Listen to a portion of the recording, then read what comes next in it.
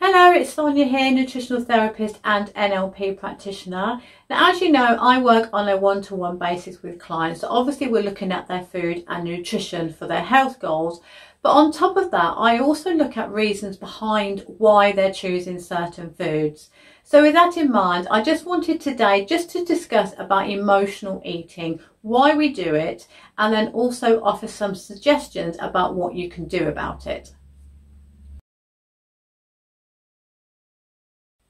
So firstly, when we have low blood sugar levels, our body naturally looks for fast releasing energy foods. It's a survival mechanism that our body's got. It's difficult to resist. So for that, I mean, you're looking for foods such as your white breads and your pastas, your refined foods, quick energy releasing foods of cakes and biscuits. And by eating those foods, sometimes we get hooked on the feel good chemicals that they release inside of us. It's how we use food, or maybe how we're misusing food. So for example, you might be using it as a coping strategy to calm yourself down, or as a distraction. It's like a temporary patch to a solution, much as the same way that we may be using alcohol or nicotine or even exercise.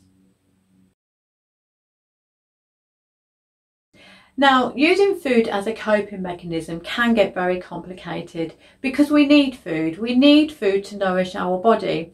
So it's not like alcohol or smoking where you can choose to avoid it. We have to have food. Most of our cravings come from our hormones or biological needs just being out of balance.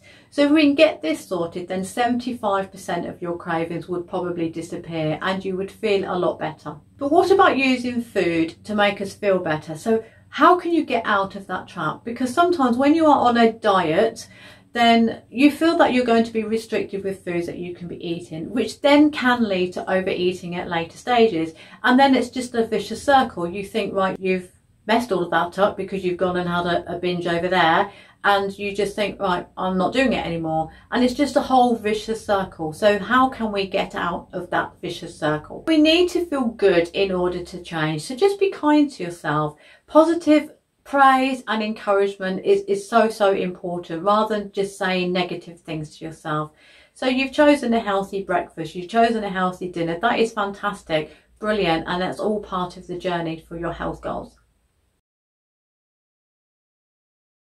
Nutritionally speaking, like I've said before and like I will keep saying, at every meal, if you try to make sure that you have your proteins, you have your healthy fats and your complex carbohydrates, this will help you so much through the day, because this will help to keep your blood sugar levels under control. You're not going to be having this roller coaster ride.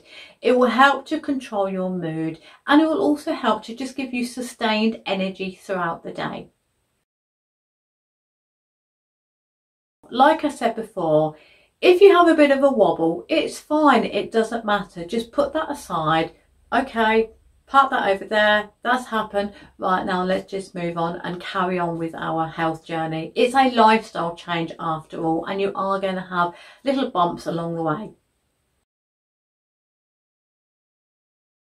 Now, I'm a great believer in writing a journal. So if you've had a wobble, just write it down, get all of your feelings out, write it down in the journal. Did anything happen in that day to trigger something? Or did you have certain foods that then affected you? Anything like that. It's just personal to you. Write it all down, get all your feelings out, because that really helps you to sort of analyse the situation, and it's really good to look back on too. If you're having cravings, think of it as a feeling. It's a feeling that will pass. It's like a wave. So sometimes what I find helpful is just take yourself out of the situation. Go for a walk or read a book, listen to some music, anything, just away from that situation. So just take a little step back. How we talk to ourselves and the language you use is incredibly important, and that's why I'm doing a lot of posts recently on our mindset. So if you just feel yourself talking to yourself in a negative way, just have a look at the language you're using and just try and change that over into a positive thought, because positive thoughts help to then create positive actions. Often it's easier to feel negatively towards food or your body after overeating, rather than looking at the reasons why you are doing this in the first place, the underlying issues. So just ask yourself, can I think through a solution about this myself, or can I ask somebody else to help me? So that's it for today. I hope this has helped. If you have any questions, then please just come back to me and ask. And if you are looking for one-to-one support through your nutritional needs, then just let me know. Okay, take care. Bye-bye.